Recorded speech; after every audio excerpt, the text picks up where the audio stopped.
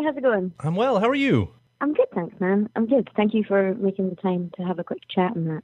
Oh, thank you for making the time to have the quick chat. It's really an honor. I've been such a fan lately. So Oh, thanks, man. That's like, you're the one. I knew there was, I'm like, someone that's not our mothers is listening to this. And I'm like, oh, it's Kyle. Cool. it's me. Got it. You know what? I call bullshit on that because I've seen the numbers online and everything, and it's massive right now. So Our mums are really busy, like constantly repeating it on multiple devices.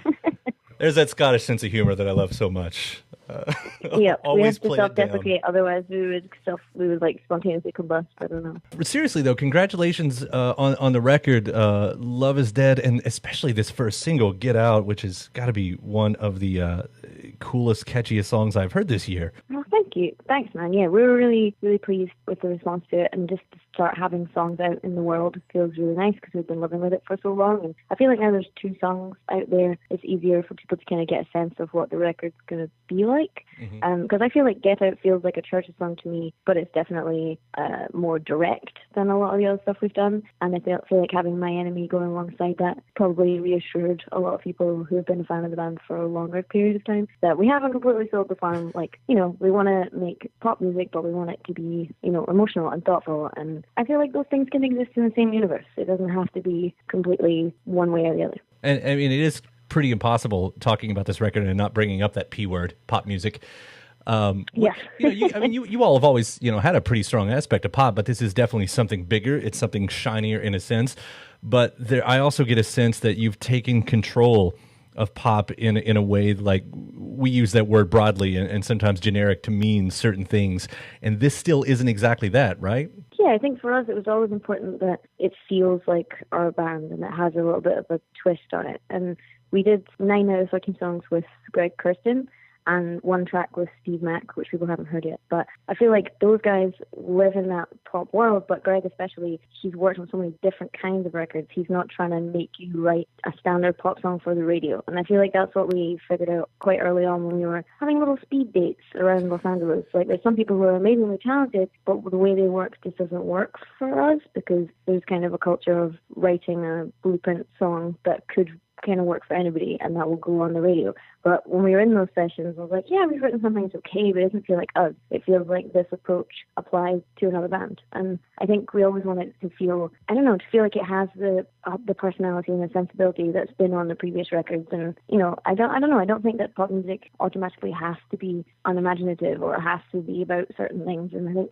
that was a refreshing thing for us to experience when we met Greg. Like, we just went in and the first thing he wrote on the first day, he played on the synth the opening riff to "Get Out." And we're like, oh, I think this might work with this guy. So yeah, it was really, really fruitful experience. That guy's been knocking it out of the park so many times lately. It's just so impressive, so amazing. Yeah. Well, and I feel like the thing that we love about it is that at the end of the day, he's just an insane musician and such an intellectual about that kind of music, and he's made huge pop records. But the fact that he can make a Sia record, an Adele record, but also a Foo Fighters record is one that speaks to the talent that he has and the imagination that he has. He doesn't just try and apply his way of doing things in exactly the same way to everyone. It seems like he kind of analyzes the person or the band and then slots in wherever he feels like he needs to. And it was just like having a 4th member of the band for a few months. And we're like, has he been here forever? It feels like we've been having these conversations for years. But yeah, he's just an incredible talent, I think. Now, this guy might fall in line with the speed dating part of it, but I think I read early on you all also worked with Dave Stewart, formerly of the Eurythmics. We did, yeah. Like, Dave is obviously an absolute legend, and we love the Eurythmics and all the stuff that he's written for people since then.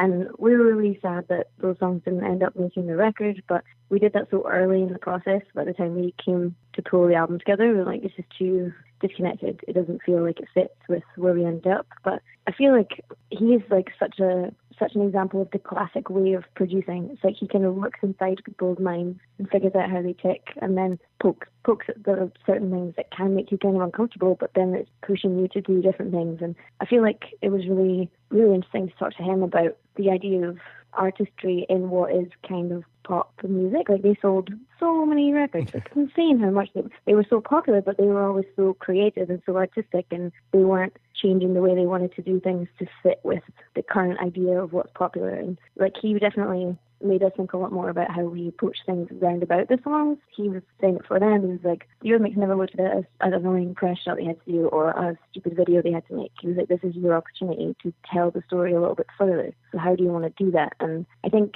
sometimes we used to look at where the band lives as a bit of a anomaly, sort of. We're not so far on the side of pop, but we're not so far on the side of alternative, so we kind of sometimes fall between the two categories. And he was so encouraging. He was like, guys, this is actually a really amazing thing that not a lot of people have, and you should use this to do stuff that's more interesting and more creative than some of your pop contemporaries can, but do things on a more mainstream scale than more alternative contemporaries can. And I guess I was like, that's very positive. It was an enthusiastic way of looking at the world, and it was really inspiring. And to be able to, to work with your heroes or something like that, because, Eurythmics is obviously one of the greatest bands of all time, but to still, to be in that position where you're creating with someone who's, I don't know if I'm assuming from what it sounds like, they've had the same effect on you that they had on me, but to be able to have that opportunity, at some point you've got to let your guard down. I don't know how quick that happens for you. Maybe a little bit quicker these days than it would have in the past. Well, I think when we went into that session especially, we were definitely nervous on the way to it. We're like, why are we even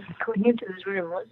This seems like a terrible idea. Like, why? We're not going to be able to do anything. But then, ultimately, at the end of the day, we wouldn't have said yes if we didn't think that he saw something in the band that he liked. And I don't know, I guess I feel like these are the things we'll remember in 20 years from now, that we got to do something like that. No matter what else happens, you've got to have those experiences. And they were so inspiring on a musical level, but everything else around them was so inspiring too. I rewatched some clips from the Grammys where Annie did the Drag King outfit, and thinking about when that happened and what she was saying at that time. There's pop stars now who wouldn't even bother to be as brave as that, however many years after the fact. And they were it's just so inspiring to see. So we were really pleased that we got to even get in a room with Dave, let alone soak up his wisdom. So. Yeah. Well, another one of those giants that I think you've been affiliated with, and I just had on my show a few days ago, is Shirley Manson. Oh, what a legend. What a legend. And not only, do you get to share the home country with her and all that, but, she's been so instrumental in talking about a lot of things that's really in line with the things that you've also been talking about out there that, of course, I've been really interested in. Because I think it's always important, and I'm obviously talking about the broader things that's happening in America here, but it's always so important to get what it looks like from the outside, to people who really care. And that seems like something that you've really made a stake in. Because, being, from Scotland and everything, you could sort of just not pay attention if you wanted to, or not care because, it's happening somewhere else. But that's not the line you've taken, though, right? Well, I guess we're lucky enough to have toured so much in the US. I think we've toured here more than anything anywhere else. And I've been living here since the end of 2015.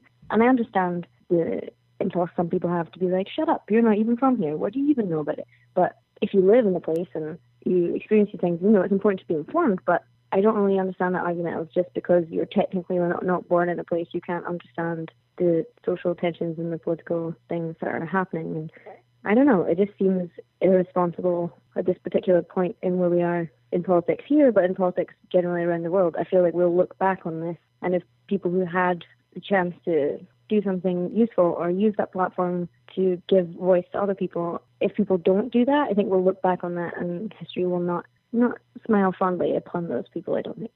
One of the big issues I thought I'd bring up, because it's been such, so relevant right now, is, of course, gun control, what's been happening over here. I know that's affected you in quite a way, and you've kind of been talking about that there is a way forward, right? I think so. Well, I've been trying to follow the news here as much as possible, and I guess it is different in the UK because we don't have the idea of the Second Amendment right isn't a thing in the UK. And I don't know, I guess it's similar in a lot of countries. The idea of guns as a right doesn't exist. It's more of guns as a privilege. I don't know. It's just interesting.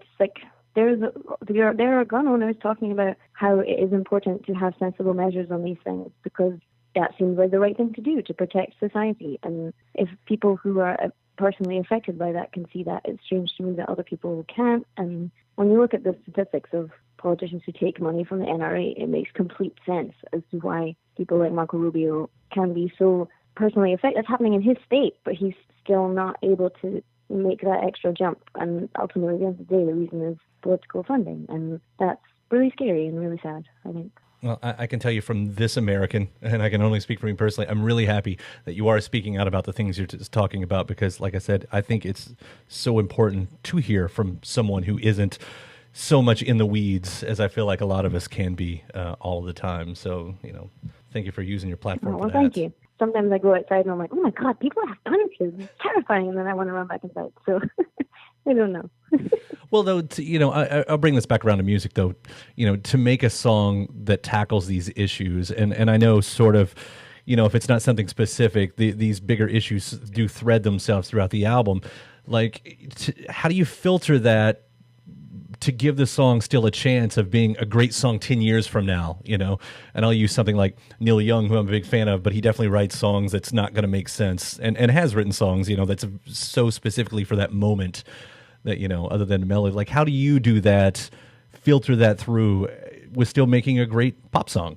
Well, I guess for us when we're writing, we always kind of talk about it as being like a snapshot of where you were at that time. And I feel like there's songs on the first record that maybe we don't feel as connected to as we did at the time, but it's like a little go-around of what happened to you in that moment. And I feel like that's kind of where I was at with the lyrical writing on this. It was just more about kind of sitting with the personal and political things that are happening just now and figuring out what do you actually do about that? How do you sit with it? Do you just sit with that kind of sadness and frustration, or can you move on in some way, and how do we do that? And so that's what we're thinking thematically. And then in terms of the actual writing, we normally sit down and do an instrumental of the song, and we'll get a kind of nonsense vocal melody over the top.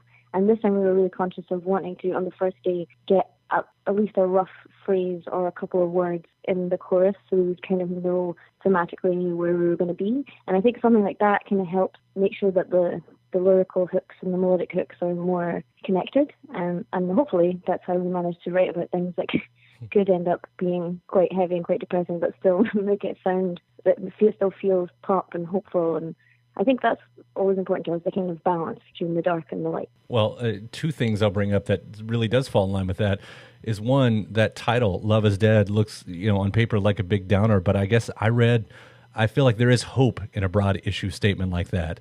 Like Love is Dead is sort of a push for a change is the way I've interpreted it. Yeah, I think that's what we wanted. Like, I guess at the end of the day, when we saw the phrase written down, we're like, well, it's bold and it's challenging in one way or another. People will either vehemently agree with that or vehemently disagree. And I feel like at least if you're pushing people to think something or feel something or question something, then that's kind of what we want to be doing with what we're making. And same with the album cover. Like, I saw before I was like, don't look at the internet. I saw people being like, why, ew, this is horrible. Why have they done it? But I think from our point of view, it was supposed to kind of take the paradigm of the girl on the cover and put it on its head, because we're like, fine, we finally put the girl on the cover, but it's got this kind of garish neon all over the top of it, and the eyes are scratched out, and we were kind of trying to think about that old school kind of punk iconography. And I guess the point was that if you see that as a little thumbnail, or you see that on a poster, or you see that on a vinyl, even if you think it's disgusting, you're going to stop for a second and be like, ooh, what is that? And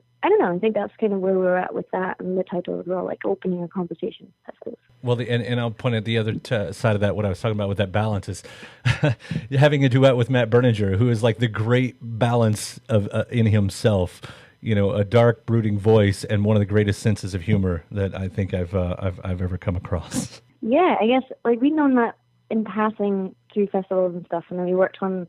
He kind of spearheaded the 7 Inches for a Planned Parenthood project that we were part of last year. And I guess getting to know Matt through that was so interesting because we loved his music for so long. All those guys are so talented and his lyrics are so amazing, and he's such a storyteller in the way that he sings. But it's funny when you meet him in real life, I'm like, oh, you're just a little rascal. He's such a scamp.